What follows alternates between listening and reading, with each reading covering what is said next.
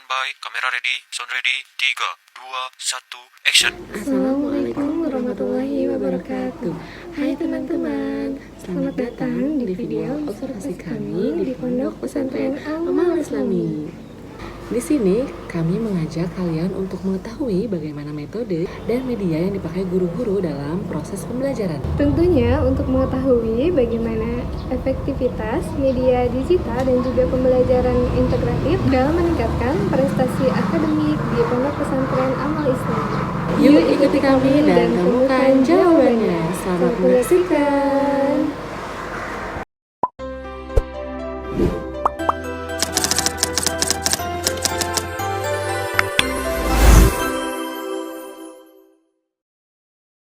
Media digital adalah alat atau sarana berbasis teknologi yang digunakan untuk menyampaikan informasi atau materi pelajaran melalui perangkat elektronik. Contohnya seperti laptop, proyektor, presentasi PowerPoint, audio, aplikasi belajar, atau internet. Lalu, metode pembelajaran interaktif adalah metode yang digunakan dengan cara mengajar yang melibatkan siswa secara aktif dalam proses belajar, bukan hanya mendengarkan penjelasan dari guru saja. Dalam metode ini, siswa diajak berdiskusi, bertanya jawab, bekerja kelompok, atau menggunakan media interaktif seperti video, kuis digital, dan permainan edukatif. Contoh metode interaktif adalah diskusi kelas, tanya jawab secara langsung, presentasi kelompok, atau menggunakan aplikasi seperti Kahoot dan Quizizz. Ikuti kami untuk mewawancarai kepala sekolah Sekaligus guru pengajar di MTS Amal Islami Kota Sukabumi.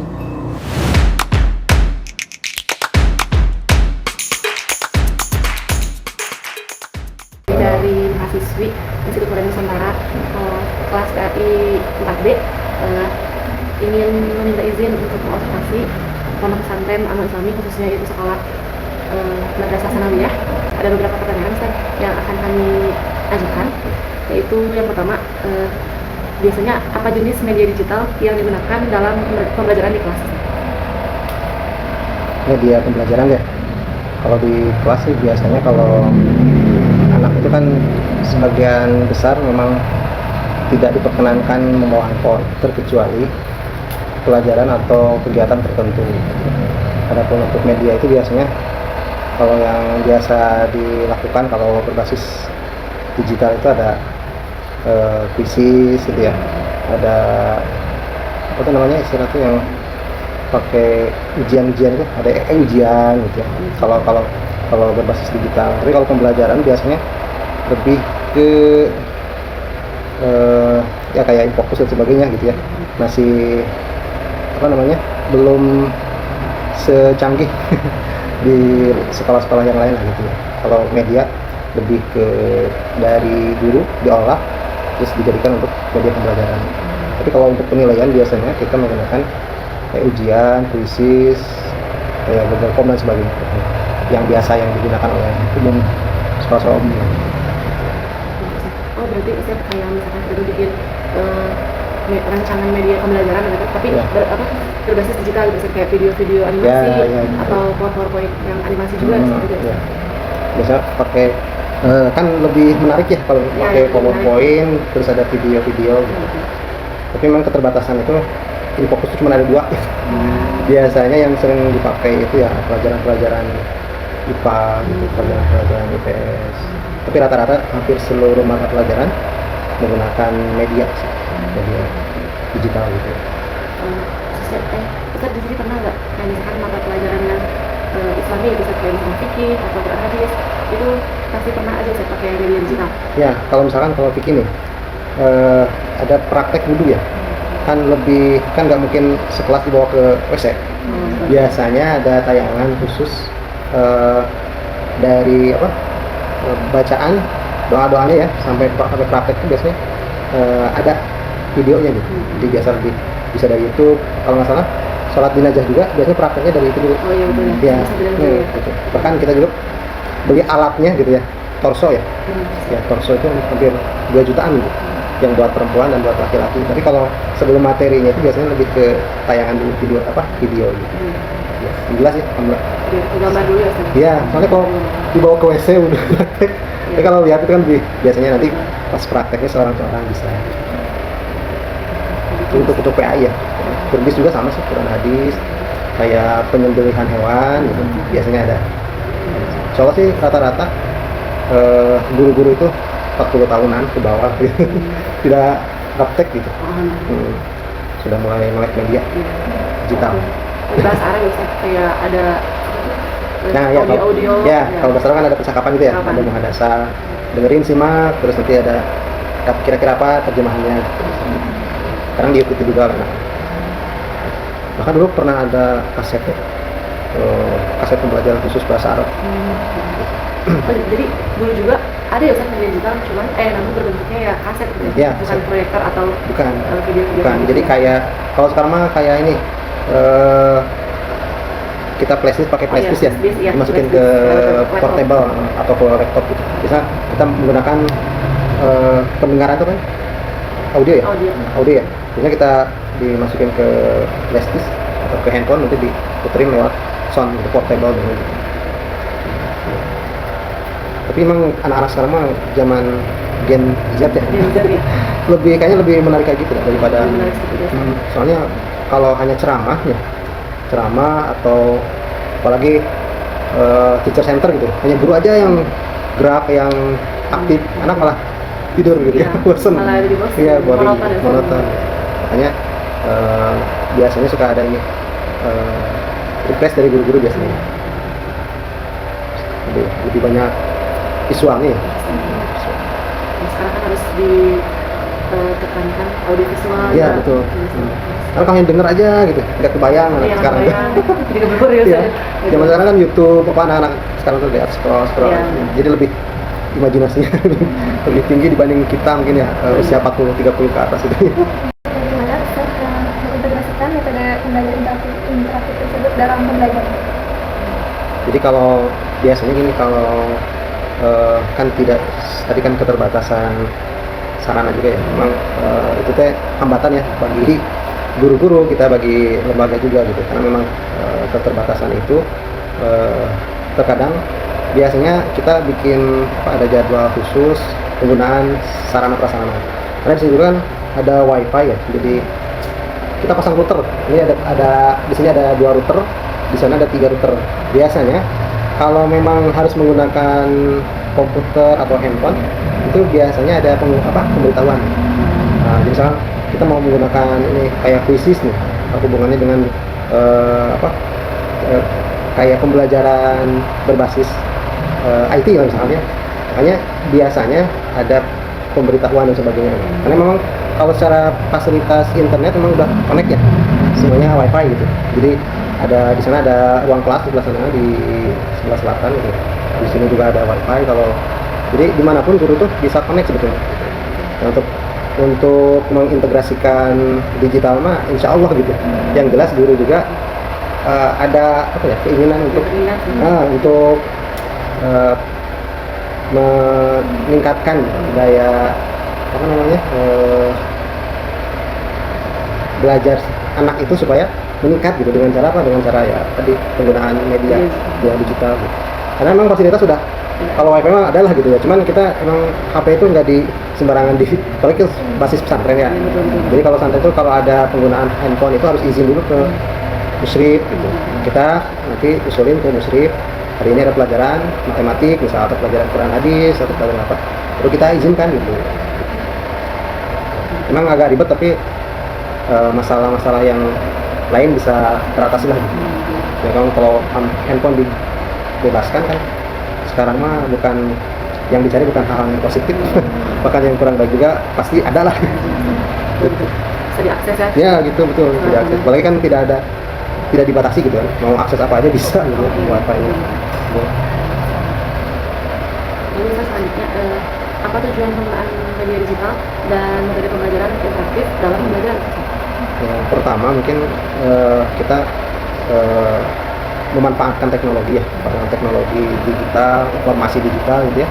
Karena memang tidak semua siswa itu punya modul pembelajaran seperti buku LKS. Karena memang kan sekarang ada pelarangan LKS gitu ya. Iya betul sekarang. Betul ya, jadi kebijakannya sih. jadi lebih ke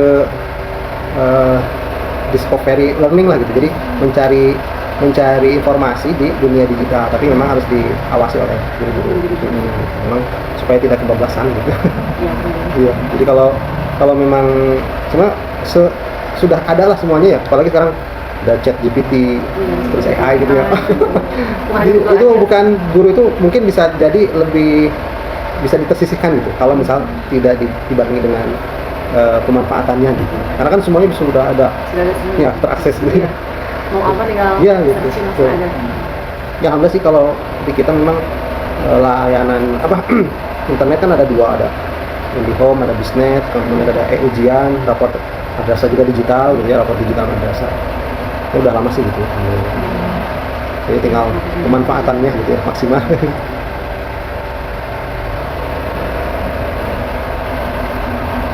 Lalu bagaimana Ustaz menilai efektivitas media digital dan metode pembelajaran interaktif ini dalam meningkatkan prestasi siswa? Nah itu. Jadi hasil dari ada asesmen nasional berbasis komputer kan, ada yang namanya ANBK kalau di jenjang SMP, MTS, SMA, MA gitu ya. Iya. Itu ada raport mutu atau raport pendidikan. Nah ternyata mungkin ya dari lembaga kita itu yang agak turun itu literasi membaca. Jadi memang kalau dihubungkan dengan digital gitu, literasi digital juga bisa jadi gitu kan ya. Selain dari numerasi, kemudian selain dari karakter, terus kebinekaan gitu ya. Nah kita memang minat hasil dari raport pendidikan itu minat bacanya itu sangat rendah gitu. Jadi menurun gitu, bukan rendah, menurun gitu. Kalau tahun kemarin kan lumayan lah nilainya gitu ya. Nah, itu kan berarti kan ada sesuatu gitu ya. Memang baca WA dengan baca buku pasti agak beda gitu. Kalau WA sama buku bisa jadi WA bisa berjam-jam gitu ya, tapi kalau buku mah 10 menit juga boring gitu ya. Berselancar di dunia maya. Gitu. Tapi insya Allah sih memang kita itu tidak bisa seperti pisau lah, penggunaan pisau bisa jadi bermanfaatnya banyak, bisa jadi bisa mencelakai orang gitu. Jadi kita tentunya harus bijak lah gitu. Apalagi seorang pendidik, guru juga bisa mengarahkan hal-hal yang lebih bermanfaat lah gitu. Karena banyak sebenarnya digital itu pembelajaran secara digital itu luar biasa ya kalau kita memanfaatkan.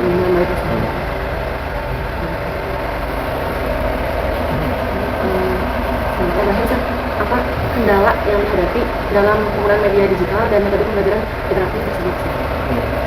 Kalau kita kendala memang fasilitas komputer juga memang terbatas ya, paling ada 25 unit. Kalaupun pakai pembelajaran itu harus giliran gitu ya, ada ada giliran atau ada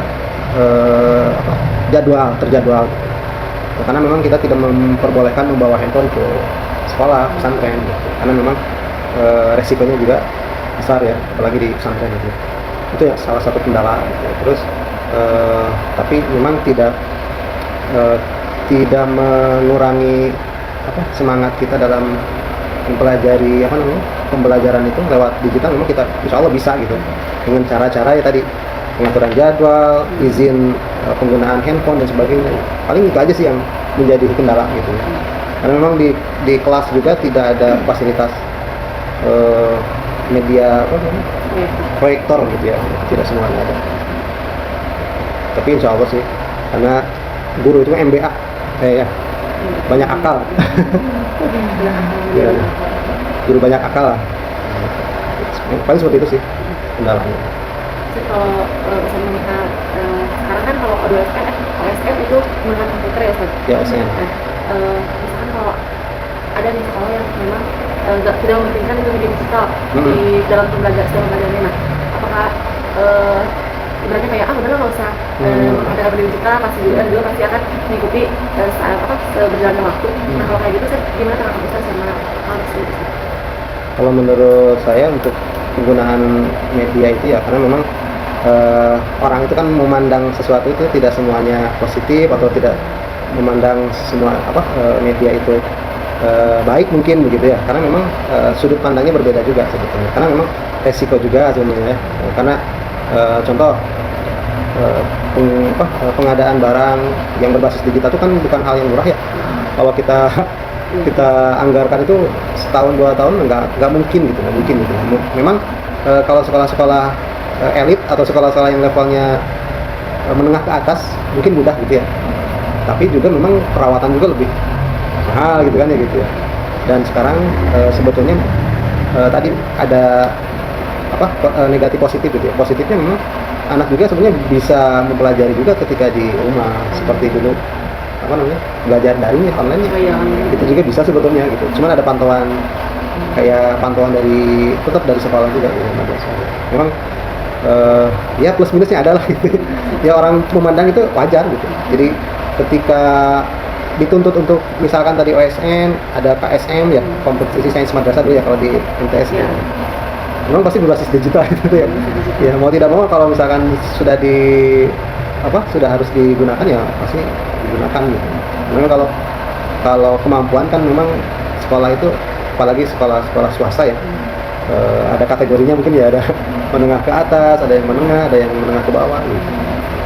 Jadi memang ya mungkin tadi sudut pandang juga beda-beda gitu. Iya sih, kita juga suka membahas gitu kalau misalkan di pelosok-pelosok itu apalagi ya sih. Iya betul. Minim banget Iya. Fasilitas. Iya apalagi yang di pelosok, jaringan internet, jaringan listrik itu kan kendalanya luar biasa. Ya. Makanya kita jangan berpikir di kota gitu ya. Pikirin kan kita di kota gitu. Apalagi kalau di perbatasan kota kabupaten masih mending lah gitu. Tapi kalau di pelosok tadi ya, jangankan internet listriknya pun ya paling menyalanya nanti gitu karena pakai genset gitu ya. Makanya kan kita di mana kita tinggal, nah itulah masalah yang kita hadapi gitu. Listrik ada, tapi jaringannya 4G-nya juga belum gitu ya. Pasti 3G atau apalagi 5G ya belum masuk. Memang gitu, seperti itulah kondisi pendidikan. Ya, gitu. Jadi kita lihatnya sudut pandang yang ada di kota ya seperti ini. Walaupun kota ya masih seperti ini, apalagi di pelosok. Juga yang tadi sebenarnya berarti tenaga pendidik juga ngaruh nggak usah kayak rasa malasnya atau rasa semangat ya, semangatnya buat mendidik anak-anak. Ya sebetulnya kalau masalah semangat mungkin lebih bisa jadi pelosok lebih semangat gitu ya. Masalahnya keterbatasan sarana dan prasarana. Ya, kadang-kadang kita juga sudah dimanjakan oleh berbagai macam fasilitas lah. Misal kita ke sekolah naik kendaraan, bisa lewat naik mobil, naik motor gitu ya. Kalau pelosoknya jalan kaki, lewati lembah dan sungai gitu ya. Bahkan harus bergelantungan gitu ya kalau lihat di media-media TV itu berita itu. Harus naik perahu, naik sebagainya. Bahkan harus menginap guru juga ya. Iya. Ini calon-calon guru nih harus siap-siap. Ya, kita seolah-olah memikirkan bahwa pembelajaran itu digital juga sudah keren, padahal kan tidak semua juga sih. Apakah di pelosok digital tuh bagus? Belum tentu kan. Karena kan orang nggak buat apa ada handphone, ada laptop kalau listriknya nggak ada, kalau internetnya nggak ada gitu ya. Jadi ya sesuai dengan kebutuhannya gitu.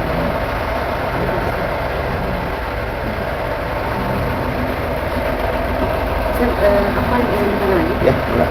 Apakah di sekolah ini memiliki program pelatihan untuk tenaga pendidik dalam mempergunakan dalam metode pembelajaran digital? Digital ya. Jadi kita itu kalau biasanya 1 semester sekali ya di awal KBM, biasanya itu di awal KBM itu sekaligus untuk menentukan model-model pembelajaran atau menentukan kegiatan pembelajaran gitu. Biasanya itu di awal. Contoh misal ada penggunaan kayak kemarin itu ada penggunaan ujian ya. Jadi kan guru itu kan tidak semua paham cara menginput soal ya, input soal, ngetik soal, masukin, terus pakai gambar, pakai video, bikin soal itu kan ya. Itu biasanya di awal itu kita udah sampaikan ini nanti penggunaan tes asesmen itu atau penilaian itu menggunakan ujian. Sebelumnya kan pakai Google Google Form kan ya, biasa Google Form. Nah, Google Form itu bisa buka Aplikasi yang lain gitu ya. Jadi otomatis anak bisa cari jawaban. Tapi kalau misal pakai aplikasi berbayar biasanya itu mereka udah otomatis menggunakan CBT lah gitu. Berbasis CBT. Jadi Jadi pelatihan dulu di awal itu biasanya di awal apa KBM ya, sebelum mulai KBM itu biasanya ada pelatihan 1 atau 2 hari. Biasanya juga kita mengundang pengawas atau tutor biasanya gitu ya.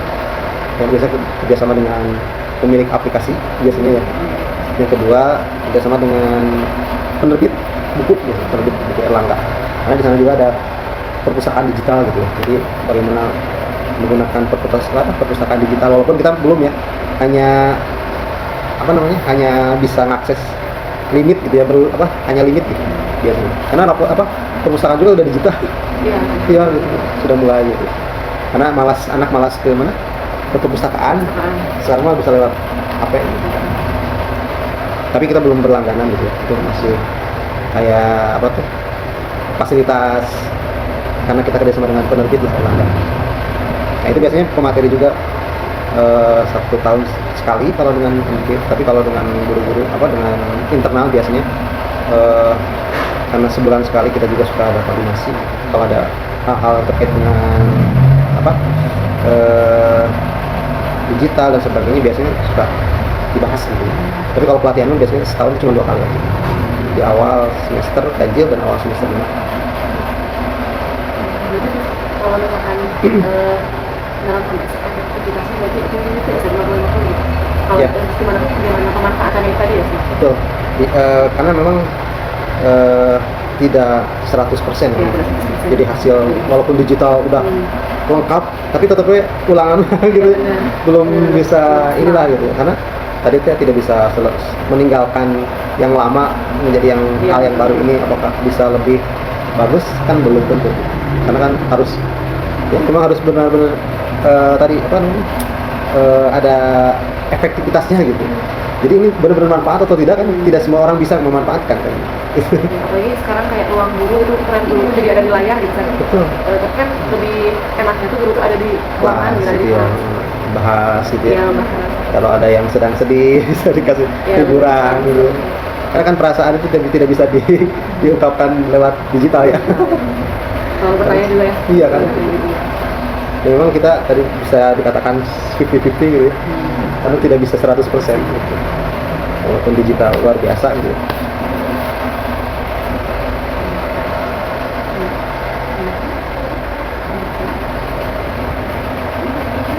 Ada lagi? Ya mudah-mudahan tidak puas ya. Iya. Jawabannya. Terusin lagi Ustaz ya. Oh iya. Cari ilmu Bisa jelasin lagi. Berarti kalau misalkan ini nggak ini Ustaz, nggak kondisional ya Ustaz, penggunaan media digital itu? Iya, kondisional. Jadi tidak tiap hari, nggak tiap waktu. Karena kan tadi keterbatasan.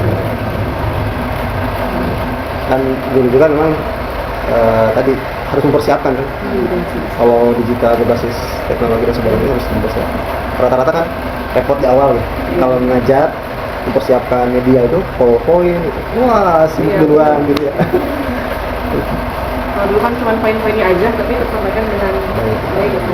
Sekarang harus PowerPoint gitu. Aduh, sekarang. Belum proyektor ini pasang. Betul, masang proyektor bisa 10 menit ya. Dalam longgarnya atau apa ya? Bisa dibayangkan lah. Bisa dibayangkan. Ya, enggak. Ustaz, atas waktunya Sami-sami. bisa sharing ya dengan kita tadi kita ke sekolah sampai Terima kasih juga kunjungannya ya. Kurang maaf. Kalau udah kapok ya Ustaz. Iya nggak apa-apa. Satu alma mater biasa. Alhamdulillah. Assalamualaikum warahmatullahi wabarakatuh. Waalaikumsalam. Apa tadi kalau misalkan kita bikin video kayak misalkan video penjelasan pembukaan nanti di video yang bakal kita kirim ke Ustaz di area misalnya apa namanya? Enggak, boleh. Tutupnya jam berapa Ustaz? Hah? Tutupnya berapa? Sok aja mau lihat kelas sama Iya, tadi mau kayak yang pembukaan gitu bukan video orang ini. Siap. Kamu milenial kan? Iya, harus ya sekarang juga harus di digital ya Ustaz. Iya, ya. Insya Allah ya. Tugasnya Bukan digital. cuma iya, bukan cuma jurnal doang Ustaz, harus ada videonya. Betul. Memang kayak gitu sekarang. Kalau dulu kan gitu Ustaz. Dulu mah enggak, dari video kan. Sekarang mah guru juga ngajar pasang video udah terus di video. Bukan hanya sekedar kata-kata. Iya, Ya sok aja. Mau langsung. Siap enggak? Dapat kami simpulkan bahwa integrasi media digital dan metode interaktif di Pondok Pesantren Amal Islami Sukabumi efektif meningkatkan prestasi dan keterlibatan santri. Meski ada kendala, pesantren berhasil beradaptasi melalui pelatihan dan inovasi, membuktikan bahwa pendidikan Islam dapat maju seiring perkembangan teknologi tanpa meninggalkan nilai-nilai keislaman. Nah, itu tadi kegiatan observasi kami di Pondok Pesantren Amal Islami. Semoga dari video ini kita bisa sama-sama belajar bahwa pesantren juga terus berkembang dan mengikuti zaman, tentunya tanpa meninggalkan nilai-nilai keislaman. Terima kasih sudah menyaksikan sampai akhir. Wassalamualaikum warahmatullahi wabarakatuh. Sampai jumpa.